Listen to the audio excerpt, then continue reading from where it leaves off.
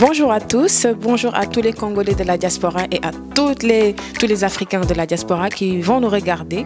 Alors aujourd'hui, nous sommes bien à l'hôtel Napoléon de Paris pour un événement networking, les rencontres entrepreneuriales du RIS. Le RIS qui veut dire Réseau international des Congolais de l'extérieur. Et le thème choisi aujourd'hui, c'est entreprendre, créer, innover les défis des PME porteuses de croissance en Afrique. Alors nous allons bien voir de quoi il s'agit exactement.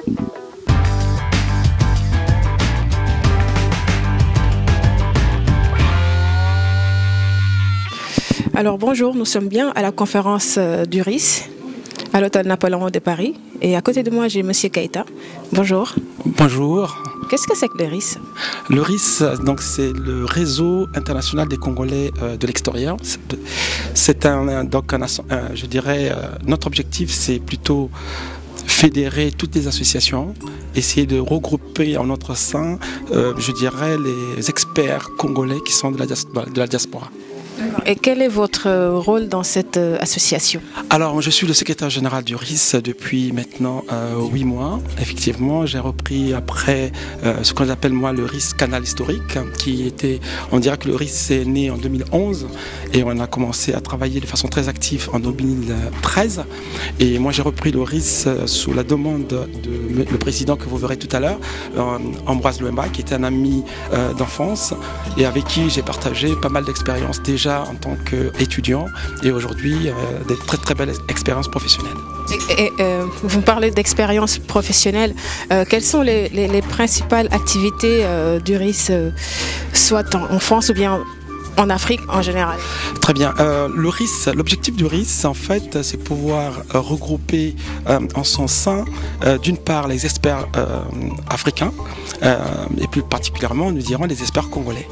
Aujourd'hui, les pays africains, le Congo en l'occurrence, est en pleine expansion et manque énormément d'experts sur place parce que vous savez très bien qu'il y a eu pas mal d'étudiants africains qui sont venus ici et beaucoup qui sont restés. Voilà.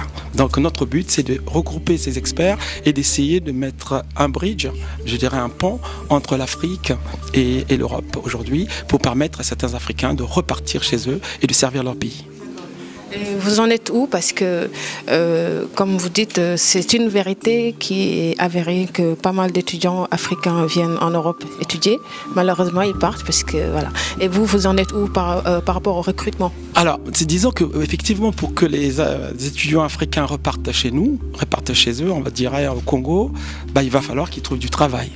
Et donc nous, on a compris que pour trouver du travail aujourd'hui en Afrique, il faut en créer soi-même. Et nous avons la chance d'avoir des hauts potentiels ici.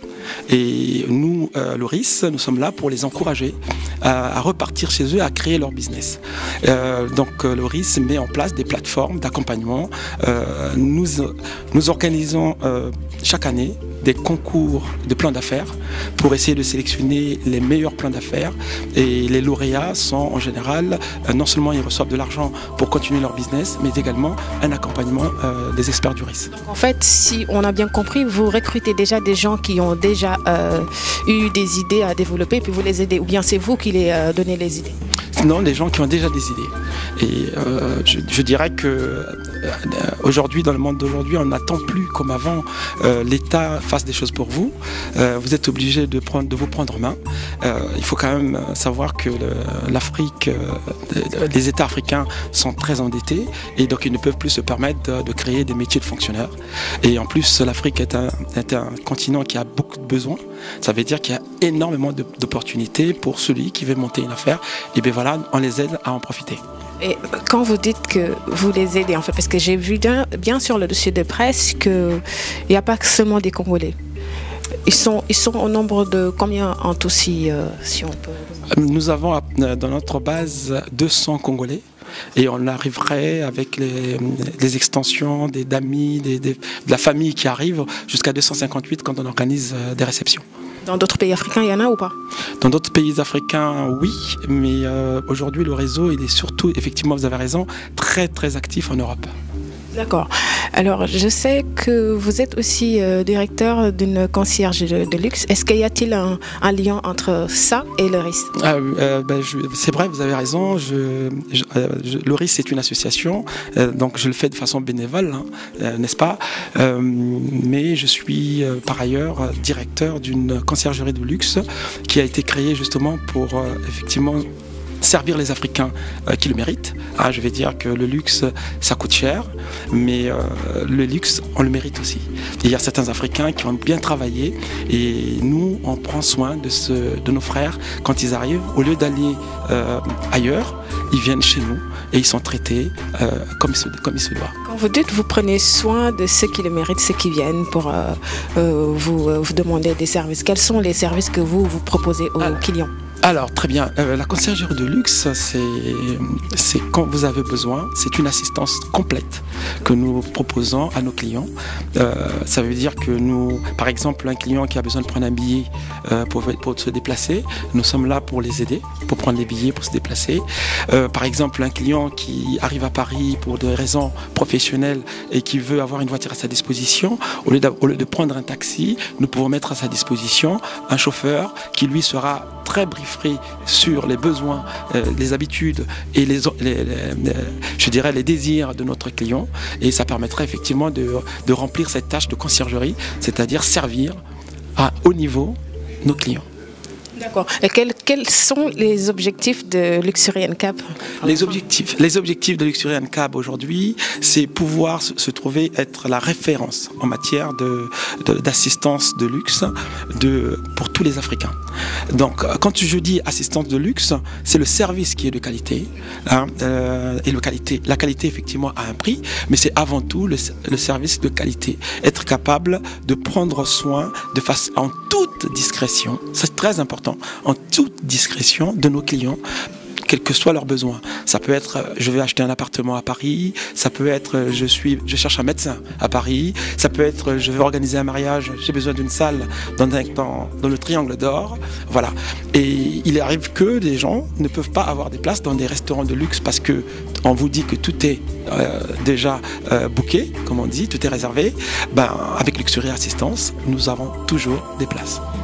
Est-ce qu'il y a le sens inverse, c'est-à-dire est-ce que Luxury aussi peut se développer en Afrique, ou bien est-ce qu'il est déjà implanté en Afrique? Non, justement, ça fait partie effectivement un de nos objectifs également, c'est vraiment faire le pont jusqu'en Afrique. Il faut savoir que Luxury organise des événements comme celui du RIS. Aujourd'hui, le Luxury est le serviteur d'un événement comme celui-ci. Et nous savons qu'il y a des grands événements qui se passent en Afrique. Et nous sommes très malheureux de voir que ces événements nous échappent parce qu'ils sont donnés à des donneurs d'ordre.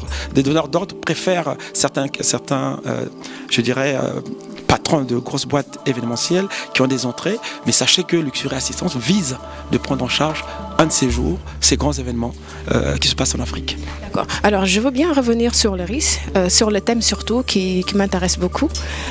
Pourquoi vous avez choisi ce thème? Le thème du financement des entreprises, des PME, c'est un thème qui nous tient à cœur. Mais sérieusement, nous avons fait la première rencontre du RIS l'année dernière. Le thème c'était entreprendre, innover. L'idée c'était de pouvoir, je dirais, analyser, examiner de fond en comble la notion d'entreprendre. Aujourd'hui, nous avons pensé qu'une fois qu'on a l'idée d'entreprendre, on se rend compte que le chef d'entreprise, ce qu'il lui faut, c'est de l'argent. C'est comment financer mes projets. Et en Afrique, on doit noter que les PME représentent je dirais 84% d'après les chiffres que nous avons de la croissance du PIB africain, 84% viennent des PME. Donc c'est considérable, mais rendez-vous compte que ces PME n'ont pas accès au financement quand ils ont envie de se développer ou même de se créer. C'est dommage. Et donc, vous les apportez? Nous, aujourd'hui, on apporte déjà l'analyse de la situation actuelle, le constat, parce que pour bien démarrer, pour bien évoluer, il faut partir d'un constat. Et le constat que nous allons faire aujourd'hui, c'est on se rend compte que tout ce qui a été fait depuis 15-20 ans, c'est un fiasco total. Et donc, aujourd'hui, on réunit des esprits africains, justement, pas pour constater que c'est un fiasco, mais pour se dire, entre nous, il nous faut trouver des solutions. Aujourd'hui, on peut dire que c'est des solutions qu'on va suggérer ou apporter aux... Tout à fait. Tout à fait, madame, vous avez raison. Aujourd'hui, d'ailleurs, ça va être un peu mon propos. Nous ne sommes pas aujourd'hui en train de philosopher sur la question de financement. La problématique des financements des PME en Afrique, tout le monde la connaît. Hein, tout le monde a pu... Il y a beaucoup de livres qui ont été écrits, donc nous n'allons rien inventer aujourd'hui. Mais seulement, ce qui est important à retenir, c'est qu'il faudrait aujourd'hui trouver d'autres pistes, d'autres possibilités, donc innover dans la perspective d'aider les PME à avoir les financements qu'il leur faut pour se développer. Merci de tous ces éclairages. Avant de vous laisser commencer la conférence, j'ai envie de vous demander votre dernier mot. Mon dernier mot serait que, d'abord, je vous remercie infiniment d'être venu, parce que de nous soutenir. Vous savez que c'est une association, on a besoin de tout le monde, on a besoin de la diaspora. Et puis, mon dernier mot sera vive l'Afrique et encore vive l'entreprise. Merci. Et vive le développement africain. Merci. Alors, nous sommes bien à la conférence du réseau international des Congolais de l'extérieur et à côté de moi, j'ai le président du RIS qui s'appelle Monsieur Ambroise Luamba. Bonjour. Bonjour. Alors, j'ai déjà demandé à votre collègue ce que c'était le RIS, mais là, j'ai envie de savoir quels sont les pays africains où le RIS a déjà apporté son assistante hormis Congo. Alors, il n'y a pas eu d'expérience du RIS en dehors du Congo, mais par contre, on a organisé en 2013 un challenge entrepreneurial du bassin du Congo, donc qui concernait en fait l'ensemble des Congolais où qu'ils se trouvent, donc même à l'étranger, et en même temps ça concernait les étrangers de la sous-région, mais pour investir au Congo. Donc on a eu des dossiers du Congo démocratique, du Gabon, du Cameroun, et puis pour certains Congolais même qui venaient de Côte d'Ivoire et d'ailleurs.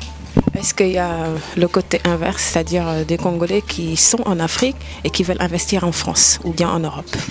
Alors, on n'a pas ce côté-là dans le RIS. Nous, on est plutôt diaspora en Europe et diaspora vers l'Afrique. Mais l'inverse, pour l'instant, n'est pas encore envisagé. D'accord. Alors je vois que le RIS... Par contre, le RIS encourage, s'agissant en tout cas du Congo, comme le Congo est quand même un petit marché, hein, on est bientôt 5 millions d'habitants, donc c'est peu, on encourage les Congolais par contre à exporter au moins dans la sous-région. Donc ça par contre c'est quelque chose qu'on encourage. Ouais. Moi aussi, je vous encourage. Alors, je vois que le RIS est partenaire avec le cabinet d'Ernest Young Congo pour un challenge business financé par la Banque mondiale.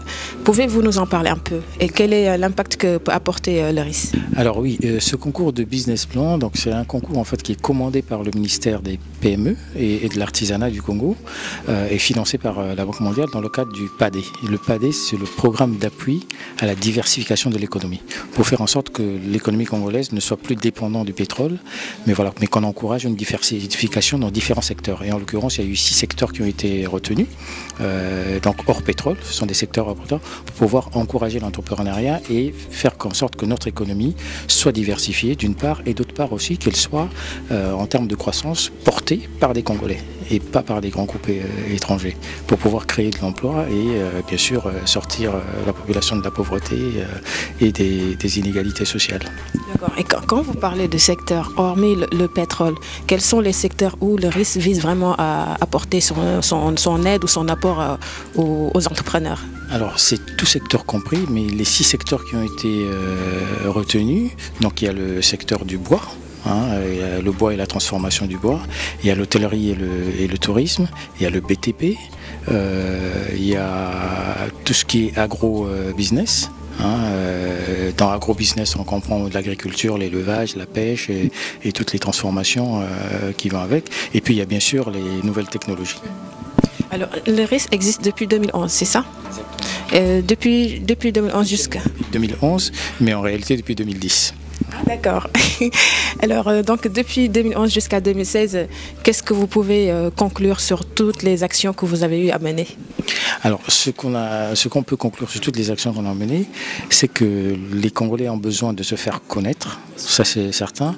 Ils ont besoin d'apprendre à travailler ensemble. Ça c'est un des problèmes des Congolais, on est trop individualiste et on veut souvent mener que des affaires tout seul.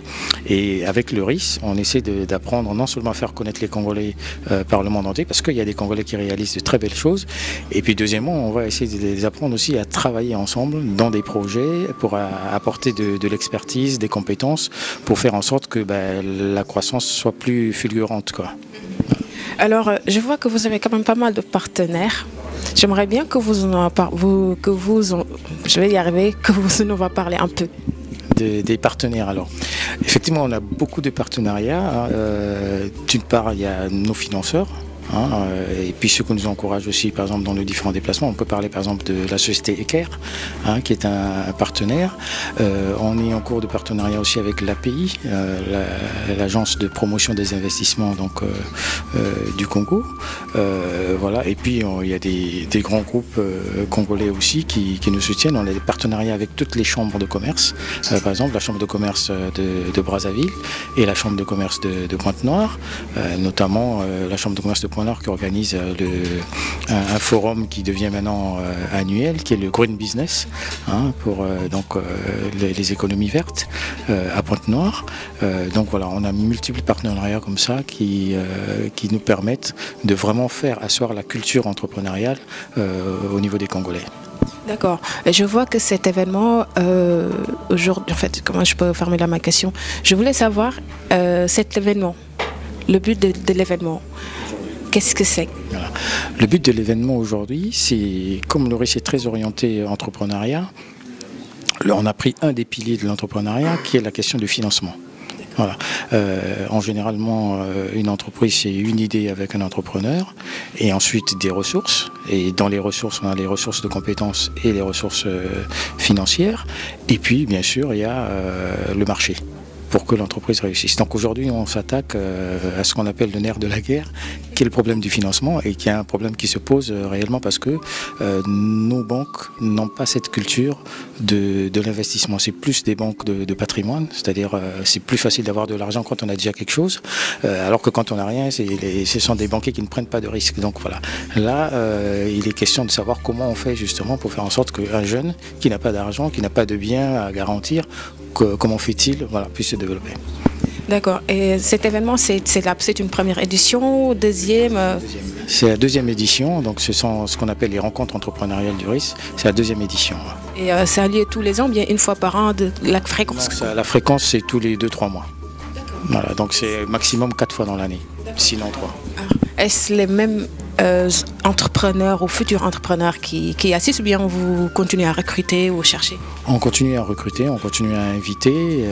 Voilà, donc dans peu de temps, peut-être qu'on changera de salle parce qu'elle sera trop petite. Mais oui, on continue à inviter. Le but, c'est vraiment de faire en sorte que tous les Congolais se sentent concernés. Et pas que les Congolais d'ailleurs, parce que le RIS a aussi un côté apporter des investisseurs qui veulent investir en Afrique. Et on sait qu'aujourd'hui, la croissance, elle se trouve en Afrique. Je ne doute pas. Et l'objectif final du RIS, c'est quoi exactement? Alors, l'objectif final du RIS, c'est de faire en sorte que, aujourd'hui, on a constaté par exemple que dans les objectifs du millénaire, l'Afrique a un grand déficit de cadres parce qu'ils sont tous à l'extérieur. Et donc, dans les objectifs du millénaire, par exemple, il est question que les diasporas participent au développement de leur pays d'origine. Donc ça, c'est un des buts du RIS. Et sinon, le but principal, de faire en sorte que la diaspora s'intéresse à son pays d'origine pour participer à son développement. Et puis après, il y a des questions aussi de génération, faire en sorte que les nouvelles générations qui sont nées en France, grandis en France, puissent aussi connaître leurs origines et s'intéresser surtout à l'économie dans ces pays-là. D'accord. Merci de toutes ces informations. Avant de vous laisser partir, j'aimerais juste vous donner l'occasion de dire votre dernier mot. Alors, mon dernier mot, c'est de dire, si vous nous entendez, où que vous soyez congolais ou pas, venez au RIS, apportez votre pierre. Le RIS est un réseau de compétences pour vraiment développer l'Afrique et particulièrement développer le Congo. Disons que c'était l'avant-dernier mot parce que j'ai envie de vous demander comment on peut contacter le RIS. Alors il y a un site, le RIS en fait, on avait 3 sites. Aujourd'hui il y a un travail qui est en train de se faire pour fusionner ces 3 sites. Et donc le prochain site s'appellera simplement www.leris.com et on pourra donc soit adhérer, soit faire partie de l'annuaire des compétences, soit faire partie de l'annuaire des entreprises de la diaspora. Merci Monsieur Lemba et bonne conférence. Ok, merci à vous. Toujours à la rencontre du networking du RIS. À côté de moi, j'ai Madame Julie Abisségué qui est chef d'entreprise. Bonjour. Bonjour Koudia. Alors Julie, quelle est la raison de ta présence aujourd'hui ici? Alors j'ai répondu chaleureusement à l'invitation de Christian Kader, donc à venir faire un témoignage sur mon parcours en tant que femme entrepreneur. Il se trouve qu'effectivement j'ai un parcours plutôt comme salarié. Je suis connue, j'ai commencé ma carrière professionnelle comme salarié dans les agences de communication, de publicité. J'ai travaillé également pour des grands groupes dans le domaine du recrutement. Et l'année dernière, enfin il y a 2 ans, à la faveur d'un départ négocié, je me suis dit, voilà, c'est peut-être le moment à 43 ans de me lancer. On a la chance d'être dans un pays dans lequel on peut entreprendre. Donc je me suis outillée, je me suis renseignée, j'ai fait partie de 2 réseaux. Qui m'ont aidé effectivement à entreprendre. Déjà à reprendre confiance en moi, parce que quand on part, il faut désapprendre en fait. Il faut rechanger tout son mode de fonctionnement. Donc aujourd'hui, je suis pleinement épanouie dans ma vie de chef d'entreprise. Pourquoi? Parce que je gère des projets au quotidien. Déjà, je travaille pour moi. Donc il y a cette notion de liberté, et entreprendre, c'est prendre des risques, mais c'est également, enfin moi, c'est entreprendre ma vie d'abord. En premier, donc je me dis si demain je devais partir, est-ce que j'aurais vraiment réalisé mon rêve? Donc c'est un peu ça qui est ma motivation première pour entreprendre. D'accord. Et en tant que femme entrepreneur, quelles sont les difficultés que vous avez on va se tutoyer, que tu as à affronter dans le parcours? Alors, ce sont les mêmes difficultés qu'on rencontre un tout petit peu partout, c'est-à-dire que dans un premier temps, je vais faire de manière chronologique. Quand je me suis lancée, je me suis d'abord associée parce que j'avais peur, comme un enfant, quand on le jette dans l'eau, il neige, il se met une bouée d'abord, une bouée de sécurité. Donc pour moi, m'associer effectivement avec un homme, c'était gage de, on va dire, les risques étaient sauvegardés. Et au fur et à mesure, en fait, je me suis dit non, il faut y aller, il faut prendre son courage à 2 mains, et surtout, je suis soutenue par un réseau, parce qu'il faut savoir que l'entrepreneuriat, comme tout, il ne faut pas être seul en fait. Je veux dire, il faut être accompagné. J'ai un mentor. Je suis mentorée, j'hésite pas à demander des conseils. Là, tout à l'heure, j'ai pitché un projet que je réalise au mois d'avril. Je n'hésite pas à pitcher mon projet et à demander de l'aide. Alors, il faut savoir que dans l'entrepreneuriat, on a l'impression que c'est un nouvel écosystème pour moi, en fait. Et donc, j'arrive comme un nouveau bébé là-dedans. Et donc, j'ai ce côté frais où je demande de l'aide, en fait. Et si on ne demande pas d'aide, on n'a rien. Donc, voilà. Et aujourd'hui, j'ai ce regard un peu neuf. Alors, c'est pas son problème. Il faut savoir que en étant seul, en effet, à entreprendre, on a des baisses de forme, on a des baisses d'énergie. Donc moi je pratique depuis beaucoup de yoga, de méditation. Voilà, alors, et entreprendre au féminin, c'est aussi pour moi mettre le bien-être au cœur de mon entreprise. Je n'ai pas créé pour gagner beaucoup d'argent, j'ai créé pour indépendante et me sentir utile, et surtout me sentir libre, et surtout travailler avec les personnes et choisir les projets sur lesquels j'ai envie de travailler.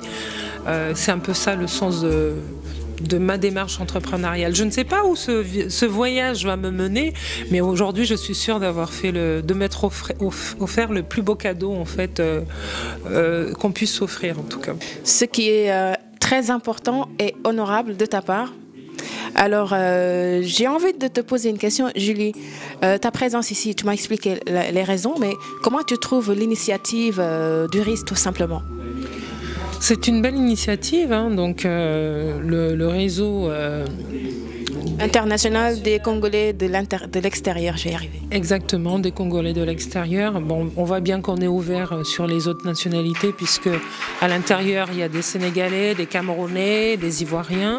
C'est intéressant de voir ce qui se passe aujourd'hui en Afrique, surtout en Afrique francophone. Je pense on partage les mêmes problématiques, que ce soit au Congo, au Gabon, au Sénégal. Donc je suis là également pour prendre des idées, pour écouter ce qui se passe sur le continent, pour voir aussi les initiatives qui se font. Donc je suis vraiment ravie d'être là. Pour moi, c'est une...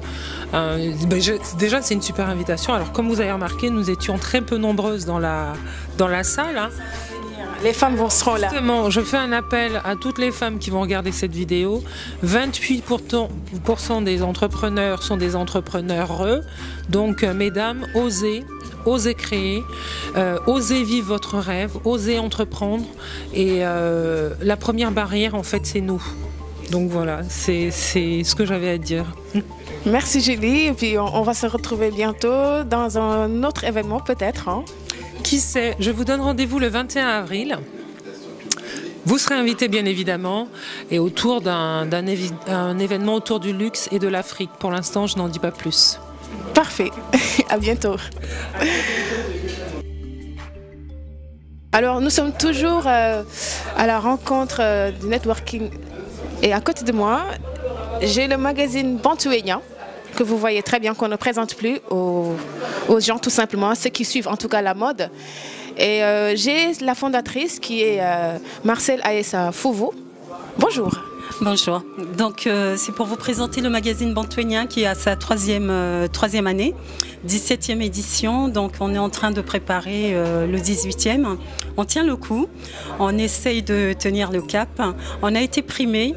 Pour dire à Roudia qui était là dès le début, on a été primé meilleur magazine de la presse congolaise en 2015. Et là, je reviens de Brazzaville où on m'a remis un diplôme d'honneur pour tout ce que je fais pour la presse, surtout pour la jeunesse congolaise. Parce que Bantouenya qui signifie jeune, mais c'est aussi un état d'esprit que je vais véhiculer. L'état d'esprit, c'est lequel? C'est l'optimisme, de ne pas s'abattre, se dire qu'aujourd'hui, on a des petits problèmes. Demain, ça ira mieux. Toujours aller de l'avant. C'est la Bantouenya Mania que j'ai mis en marche. À vous d'y adhérer. Alors, quelle est en tout cas la raison de ta présence aujourd'hui à cette networking?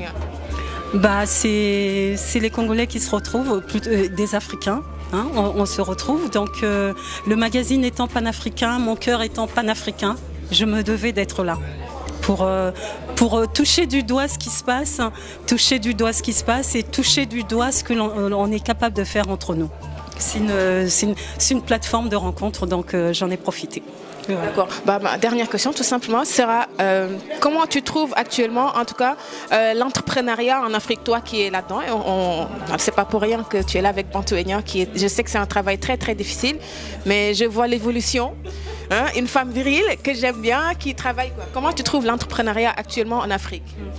Écoute, depuis que je me mets vraiment dans le magazine, et puis ça fait presque 3 ans que je fais des allées et venues entre le continent et puis l'Hexagone. Et donc depuis, je me rends compte que l'Africain a pris conscience d'une chose, c'est qu'on ne va pas attendre que les choses nous tombent dessus. On va les chercher. Et ça, c'est incroyable. Dans tous les pays où je vais, c'est incroyable le dynamisme. C'est une prise de conscience. C'est comme si on s'était tous donné le mot. Ça y est, on se réveille, on y va. Et donc, il y a partout, dans tous les pays, tout le monde essaie de faire quelque chose. Quel que soit le domaine. Il y en a dans le cinéma, surtout le cinéma en ce moment, c'est une explosion. Il y en a dans le cinéma, il y en a dans la mode. Je reviens de Cotonou, il y avait les journées de textile africain, mais c'était simplement beau. C'était beau. Et ça fait plaisir, ça met du baume au cœur de se rendre compte que ça y est, on n'attend plus. On n'attend plus que les autres viennent faire pour nous. On fait pour nous. Made in Africa. Alors bravo.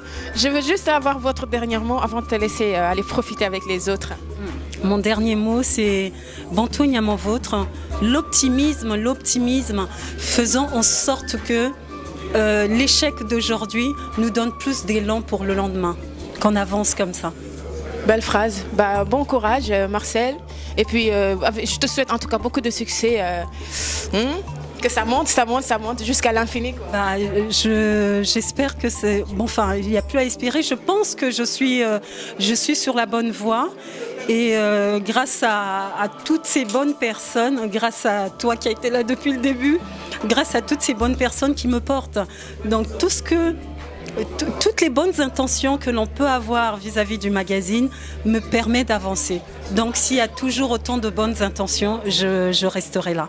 Grâce à vous. Merci. Allez, au revoir.